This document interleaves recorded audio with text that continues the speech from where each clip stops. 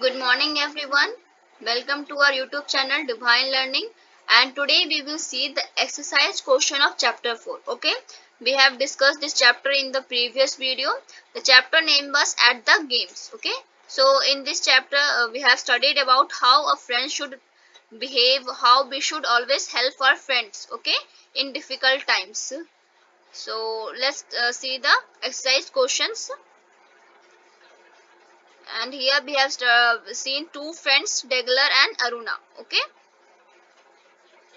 and it was written by James Bean. So let's start comprehension. Number the sentences in the correct order. So here you have to arrange the sentences in a correct order of how the incidents happened. Okay, like first happened, Aruna was training beside the river. This was the first incident. Second one Degler discouraged Aruna when she was training, तो Degler ने उसे discourage किया था जब वो training कर रही थी. And third happened is Aruna's mother encouraged her to participate in the race. Okay, next was 40 children raced across the country. This is the fourth number. The fifth number would be Degler fell down but his horse kept running, and the last one would be Auna helped Degler get back to the field. Okay, like this you have to arrange it to number it here. Next, second one is he is hurt and our black horse is hurt too. Who said this to whom? Where were they? So यहाँ पे क्या है कि किसने कहा था ये और किसको कहा था और वो लोग कहाँ पे थे उस समय. तो who said this? Aruna said this to Degler. They were training beside the river. Okay, next B question is who is being referred to as he. यहाँ पे he कौन है? So here he is Aruna's brother. Okay, how did the listener react? तो ये सुन के कि वो बीमार, चोट लग चुका है, लिसनर कैसे रिएक्ट करता है?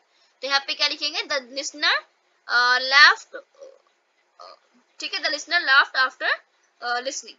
Okay, so simply we will write here the listener reactions were of happiness. He was very happy. So यहाँ पे आप लिखेंगे the listener's reaction were happiness. Second question is why didn't Aruna want to ride in the Nadam? Why did she change her mind? So यहाँ पे पूछ रहा है कि अरुणा क्यों नहीं राइड करना चाहती थी नदाम हॉर्स रेस में और बाद में उसका माइंड क्यों चेंज हो गया. So Aruna didn't want to ride in the Nadam because Degler discouraged him. ओके, डेगलर ने उसे डिस्करेज कर दिया था. ठीक है, Degler discouraged her. And why did she change her mind? She change her mind because her mother encouraged her. Degler ने उसे डिस्करेज किया था बट उसकी मदर ने उसे एनकरेज किया. Aruna decided to ignore him. Who is him? तो यहाँ पे हिम कौन है? तो यहाँ पे हिम डेगलर है. Where were they? कहाँ पे थे वो लोग? They were at the starting point of the horse race. ठीक है, वो लोग स्टार्टिंग पॉइंट पे थे. Why did Aruna decided to ignore him? Aruna ने क्यों डिसाइड किया कि उसे इग्नोर किया? क्योंकि Aruna decided to ignore him because he discouraged her while training. ठीक है, जब वो ट्रेनिंग कर रही थी तब उसने उसे डिस्करेज किया था. Next fourth question is why did Aruna see what did Aruna see when she reached the river? जब अरुणा रिवर के पास पहुंचती है तब वो क्या देखती है? तो यहाँ पे क्या लिखेंगे? Aruna saw that Degler had fallen down from his horse. Okay, Degler horse से गिर चुका था. Next fifth question is how did Aruna help Degler? Aruna ने डेगलर की हेल्प कैसे की? तो अरुणा ने क्या किया था? डेगलर को अपने घोड़े पे बिठा के उसे फिनिशिंग पॉइंट तक लेके गया था. तो यहाँ पे आप क्या लिखेंगे? Aruna help Degler by carrying him to the finishing point. ठीक है, वो उसे फिनिशिंग पॉइंट तक लेके गई थी on her horse. ठीक है, तो यहाँ पे आप लिखेंगे Aruna helped Degler by carrying him to the finishing point on her horse. Okay, next sixth question is Aruna you should write it. Who said this? Where were they? तो यहाँ पे किसने कहा था कि अरुणा तुम्हें ये चलाना चाहिए? तो यहाँ पे लिखेंगे Degler said this. Where were they? तो यहाँ पे क्या लिखेंगे? They were at the finishing point of the race. Okay, next B point है what is referred to as it. Why did the speaker want Aruna to ride it? तो यहाँ पे it कौन है? तो यहाँ पे here it is referred to as Degler's horse and the speaker want Aruna to ride it because the real winner of the race was Aruna. ठीक है। तो स्पीकर क्यों चाहता है कि ये घोड़ा को अरुणा चलाए, क्योंकि अरुणा ही एक्चुअली में जीती थी। ठीक है। सी क्वेश्चन है व्हाट हैपेंड आफ्टर दिस, और इसके बाद क्या हुआ, तो अरुणा रोड द हॉर्स। ठीक है, अरुणा उस हॉर्स को चलाती है। नेक्स्ट सी है think and answer word, you don't have to win, that's not important, the important thing is to ride. What do you think this statement means, तुम्हें जीतना नहीं है वो इतना इम्पोर्टेंट नहीं है, लेकिन उस रेस में भाग लेना वो इम्पोर्टेंट है। तो इस स्टेटमेंट का क्या मतलब है, तो यहाँ पे बहुत ही अच्छा मीनिंग दिया हुआ है। इस स्टेटमेंट का मतलब ये यहाँ पे कहना चाह रहे हैं कि किसी चीज किसी भी कंपटीशन में हमारा जीतना या हारना ये इम्पोर्टेंट नहीं है। ठीक है, लेकिन हम उसमें पार्टिसिपेट कर रहे हैं, यही बहुत बड़ी बात है। ठीक है, बाकी रही बात जीतने या हारने की, वो आपके मेहनत पे डिपेंड करता है कि आप कैसा वर्क कर रहे हो, उसके कैसा हार्ड वर्क कर रहे हो। ठीक है, लेकिन आपका पार्टिसिपेट करना यही बहुत बड़ी बात है, क्योंकि कुछ लोग ऐसे भी होते हैं जो पार्टिसिपेट नहीं करते हैं। ठीक है। Second one is the grey horse came first in the race, but it had no rider. Why do you think was who do you think was the real winner of the race and why? Grey horse जो था वो race में first आया, लेकिन उसमें कोई rider नहीं बैठा हुआ था। तो आपके अकॉर्डिंग रियल विनर कौन है रेस का और क्यों? ठीक है, तो I think the real winner of the race is Aruna, because she was one who saved Degler, क्योंकि अरुणा थी, क्योंकि अरुणा ने ही डेगलर की जान बचाई थी। तो know your values, Aruna have Degler when he was in trouble although he had discouraged her. Aruna ने डेगलर की तब मदद की जब वो परेशानी में था, ट्रबल में था, जबकि डेगलर ने उससे डिस्करेज किया था कि तुम जीत नहीं सकती, बहुत कुछ बोला था उसे, लेकिन तब भी अरुणा ने उसकी हेल्प की। One of your classmates cannot speak English well. He tries his best, but a group of children laugh at him. So he feels more nervous. What will you do? तो यहाँ पे एक सिचुएशन दिया है कि आपके classmate में एक लड़का है या कोई है बच्चा जो कि ठीक से इंग्लिश नहीं बोल पा रहा है, वो अपना बेस्ट देता है। ठीक है, इंग्लिश बोलने में वो अपना बेस्ट करता है कि मैं बोल सकूं, लेकिन कुछ बच्चे हैं जो कि उस पर हंसते हैं। ठीक है, और इसके कारण वो क्या नर्वस फील कर रहा है। तो उस समय आप क्या करेंगे, तो उस समय हम क्या कर सकते हैं, हम उस बच्चे को एनकरेज करेंगे। ठीक है, कि नहीं आप बोलो, आप बहुत अच्छा बोल रहे हो, आप और ट्राई करो, उसे एनकरेज करेंगे। एंड जो ग्रुप ऑफ चिल्ड्रन उस पर हंस रहे हैं उसे हम समझाएंगे कि हंसने से कुछ नहीं होता है, उस लेवल सबके सामने आके बोलना वो बहुत बड़ी बात होता है। Okay, next, we should help our friends, we should not do anything that makes them feel lonely or hurt। ठीक है, तो यहाँ पे एक मोरल दिया है कि हमें अपने फ्रेंड की हमेशा हेल्प करनी चाहिए और हमें ऐसा कुछ भी नहीं करना चाहिए जिससे उन्हें दुख हो या उन्हें अकेला महसूस हो। ओके, नेक्स्ट आते हैं ग्रामर में। तो देखो यहाँ पे we know that in a sentence the main verb tell us about the action and the auxiliary verb helps to form the tense or make a negative। ये बात आप याद रखिएगा। एक सेंटेंस में दो टाइप के वर्ब होते हैं, main verb and helping verb, जिसे हम ऑक्सिलरी वर्ब भी कहते हैं।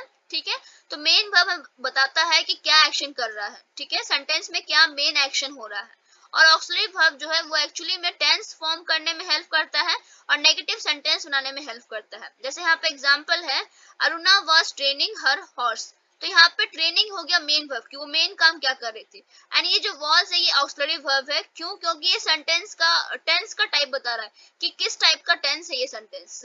Okay, next, Toli can't ride this year.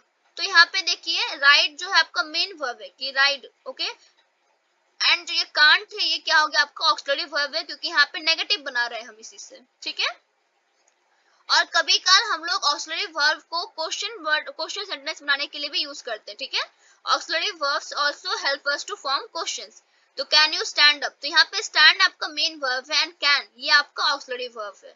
ठीक है, तो यहाँ पे हमने ये किया है। ओके, तो यहाँ पे क्या करना है, take the main verb and underline the auxiliary verb in this sentences. इन सेंटेंसेस में आपको मेन वर्ब को टिक करना है एंड ऑक्सिलरी वर्ब को अंडरलाइन करना है। ठीक है, जैसे will we reach school on time. ठीक है, तो यहाँ पे आपका जो बिल है ये क्या है आपका ऑक्सिलरी वर्ब है एंड रीच आपका मेन वर्ब है। Second one is could she find the book. ठीक है, तो यहाँ पे फाइंड आपका मेन वर्ब है एंड कुड आपका क्या हो गया ऑक्सिलरी वर्ब है। ठीक है, तो वैसे आपको ये बाकी सारे करने हैं, आई होप आप लोग कर लीजिएगा। नेक्स्ट आते हैं, read this sentences. Tuli would win if he was well, my horse shall come first. तो यहाँ पे इस सेंटेंस में हमने देखा वुड और शैल को बोल्ड लेटर्स में लिखा गया है, और एक्चुअली में ये क्या है, ये मॉडल वर्ब्स है। क्या है? Modal verbs. And modal verbs are a kind of auxiliary और हेल्पिंग वर्ब। ठीक है, मॉडल वर्ब क्या है? एक तरह का ऑक्सिलरी या फिर हेल्पिंग वर्ब है। They are use to express meaning such as possibility, permission, ability, duty, necessity and so on. ठीक है, तो मॉडल वर्ब्स हम इसलिए यूज करते हैं ताकि हम एक्सप्रेस कर सकें। ठीक है, कहीं पॉसिबिलिटी है उसको, परमिशन को, एबिलिटी को। ठीक है, कि क्या उसकी एबिलिटी, क्या उसकी करने की चाह है। ठीक है, उसकी ड्यूटी क्या है, उसकी जरूरत क्या है। ओके, ये सब को शो करने के लिए, एक्सप्रेस करने के लिए हम लोग मॉडल वर्ब्स का यूज करते हैं।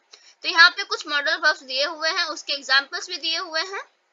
जैसे पहला है बिल। तो हम लोग कभी कल बिल को फ्यूचर टाइम शो करने के लिए यूज करते हैं। जैसे we will go on a picnic next week, तो यहाँ पे फ्यूचर शो कर रहा है कि नेक्स्ट वीक हम लोग पिकनिक पे जाएंगे। और कभी का हम लोग बिल को बिलीफ या फिर प्रॉमिस को यूज करने के लिए, एक्सप्रेस करने के लिए यूज करते हैं। जैसे इट विल रेन टुमारो, कल बारिश होगी। तो यहाँ पे एक बिलीफ है कि कल शायद बारिश हो सकती है। ठीक है, नेक्स्ट बिल। कभी कल बिल को हम विलिंगनेस टू डू समथिंग, यानी किसी चीज को करने की चाहत, वो दिखाने के लिए हम बिल यूज करते हैं। जैसे कि I will help you clean the room. ठीक है, तो यहाँ पे बिल जो है एक चाहत दिखा रहा है कि वो क्या कर सकते हैं। या फिर I will become a doctor, तो यहाँ पे भी आपकी बिलिंगनेस की करना चाह रहे हो आप। ठीक है, next will. Polite request as a question, कभी कभी हम लोग बिल को क्वेश्चन फॉर्म करने के लिए भी करते हैं पोलाइटली। ठीक है, जैसे will you lend me this pen, क्या आप मुझे अपने पेन दे सकते हैं। Okay, next should. शुड हम लोग कब यूज करते हैं? जब ड्यूटी शो करना हो, और the right thing to do. जैसे we should help the younger student, हमें छोटे बच्चों की हेल्प करनी चाहिए। ठीक है, तो यहाँ पे आपकी ड्यूटी दिखा रहा है कि आपकी ये ड्यूटी है। तो जब ड्यूटी वर्ड आए तो हमें शुड का यूज करना होता है। Okay, next might. माइट का मतलब होता है पॉसिबिलिटी, कि वो हो भी सकता है, नहीं भी हो सकता है। ओके, जैसे Harry might come first in the race, तो हैरी रेस में फर्स्ट आ भी सकता है, नहीं भी आ सकता है, पॉसिबिलिटी है यहाँ पे। ठीक है, उसके जीतने के चांसेस हैं। Okay, must. मस्ट एक तरह से ये ड्यूटी के लिए है। Something that has to be done और needs to be done. Must का मतलब होता है कि बिल्कुल पक्का करना ही करना, आपके ऊपर प्रेशर है उसको करने का। ठीक है, मतलब आपको पक्का वो काम करना ही करना है। ठीक है, needs to be done. Okay, so I must look after the bonded word. तो यहाँ पे क्या करना है आपको? Choose the correct word from the box to complete this sentences. ठीक है, आपको करेक्ट वर्ड्स यूज करके इन सेंटेंसेस को कंप्लीट करना है। ठीक है, जैसे first one is I will tell you what I heard, यहाँ पे will। ठीक है, next you dash promise to keep it a secret, तो यहाँ पे क्या होगा? You must promise to keep it a secret, यहाँ पे हम मस्ट का यूज करेंगे क्योंकि तुम्हें पक्का प्रॉमिस करना है कि इस बात को सीक्रेट रखोगे। Okay, next Rebecca, that's be more careful with that verse, तो वैसे आपके बाकी सारे भी करने हैं, आप कर लीजिएगा। नेक्स्ट एक क्वेश्चन में आता है, tick the correct words to complete this